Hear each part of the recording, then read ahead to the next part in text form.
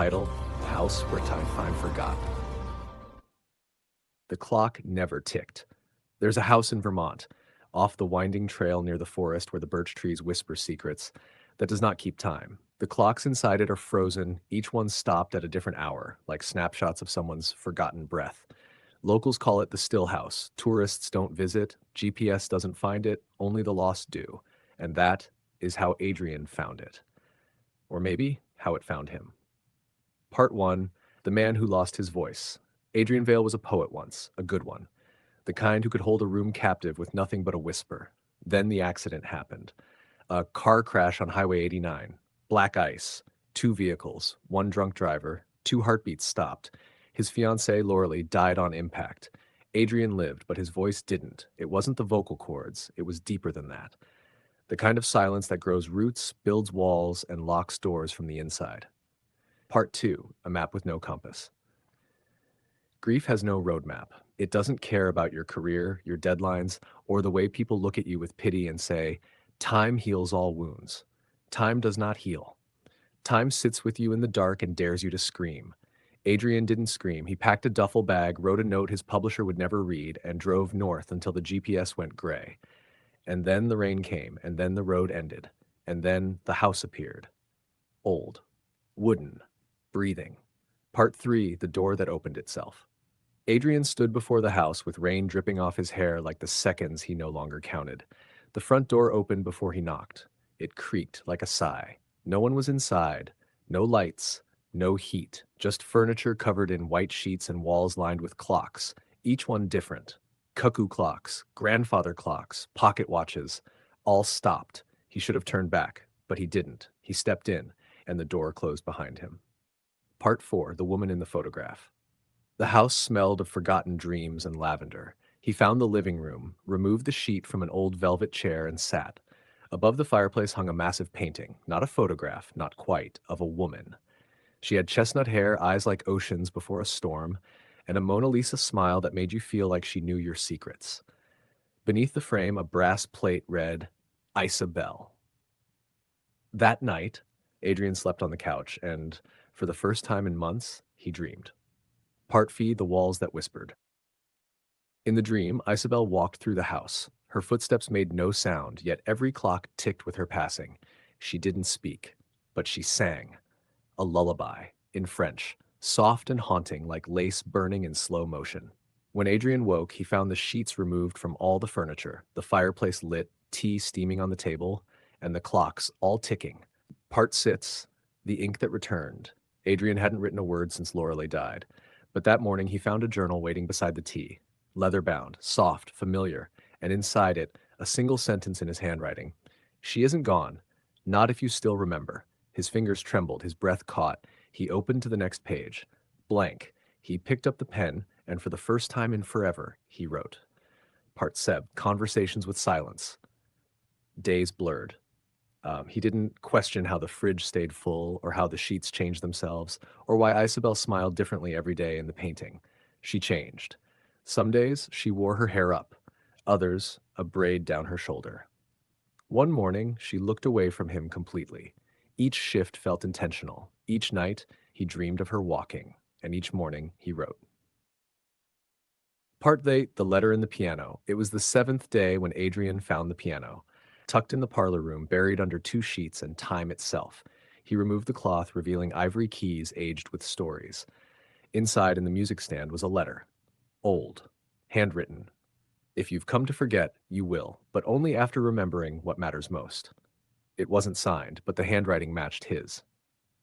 Part 9: The Mirror That Lied. There was a mirror in the hallway that didn't reflect Adrian. It reflected who he used to be, a younger man, smiling, hands ink-stained, eyes alive. And sometimes he saw Lorelei standing beside that reflection, laughing. He would reach out, but the mirror would crackle like old radio static and show only his tired face, until the next day.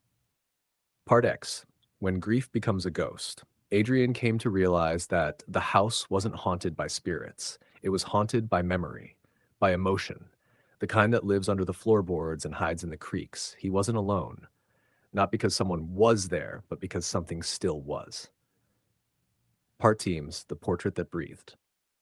On the 14th morning, the painting of Isabel blinked. Adrian dropped his tea. She didn't move again, but she had blinked. And that night, in his dreams, she spoke, just once. Her voice was wind through stained glass. You're not here to forget her, you're here to remember you. Part Swoo, the story he didn't know he knew. The next morning, Adrian tore through the house, room to room, writing walls, napkins, pages, windows, poems. Not about Loralee, not about Isabel, but about himself, his childhood, the time his father taught him to whistle, the notebook his mother gave him at 8, the story he was too scared to write. Part 30, the house that gave back. On the 21st day, the clock stopped again. But this time, not in silence. They stopped as the wind chimes sang and sunlight poured in through the attic skylight, dust dancing like galaxies. Adrian knew. It was time. He packed his bag, he left the journal behind, and as he stepped outside, he looked back. The house was gone. Birch trees and fog. Epilogue, the book on the shelf. 3 years later, at a small bookstore in Manhattan, a woman picked up a book with a navy blue cover.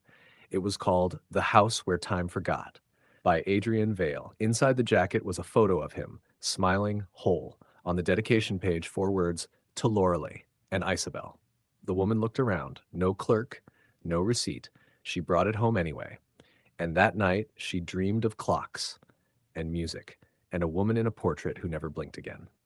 The wind that carried her name. The night had a different scent. Adrian noticed it the moment he opened the cracked attic window. The air didn't smell like old wood or mothballs anymore.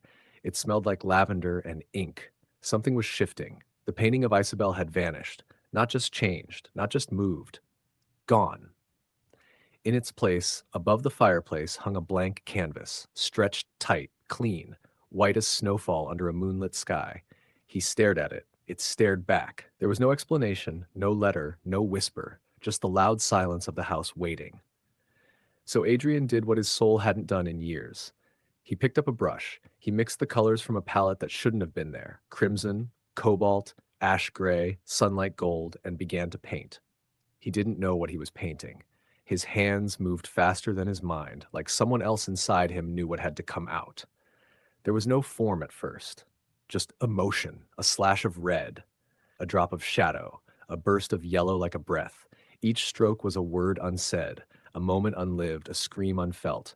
He didn't eat, he didn't sleep. He painted through dawn, dusk, and the dark.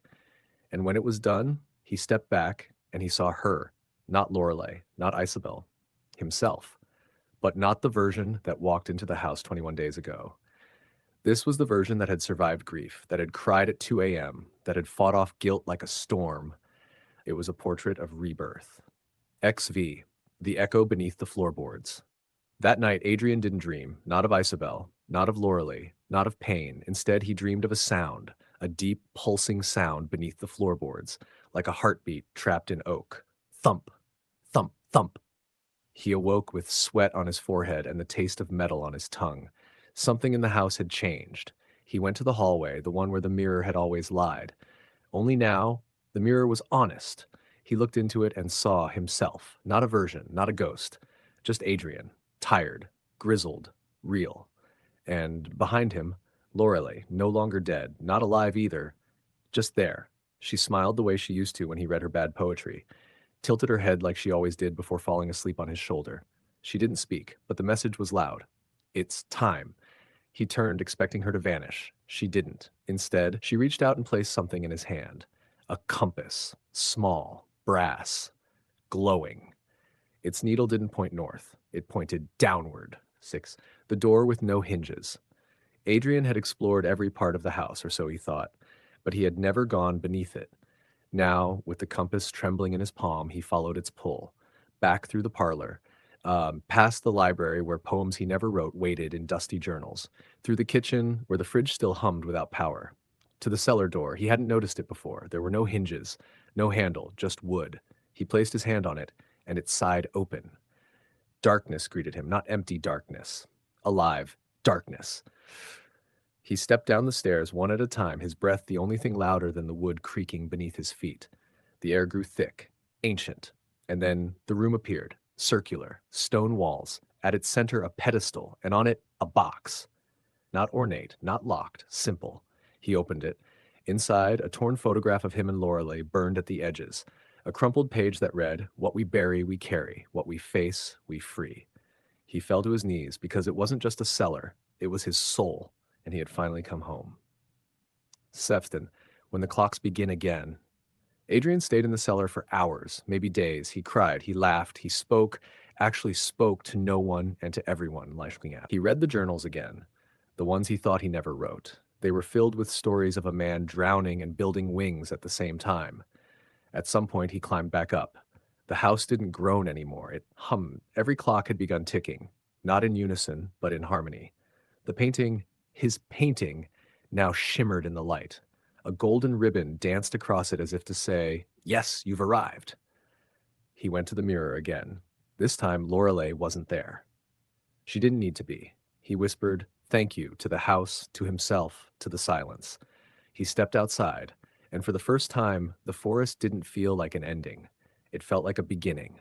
He walked back to the road, no fog, no tricks, just sky. And as he reached the bend, he heard one last whisper, carried in the breeze. Don't forget, some houses aren't built from wood. Some are built from memory and love and pain and the fire you refuse to let die. End of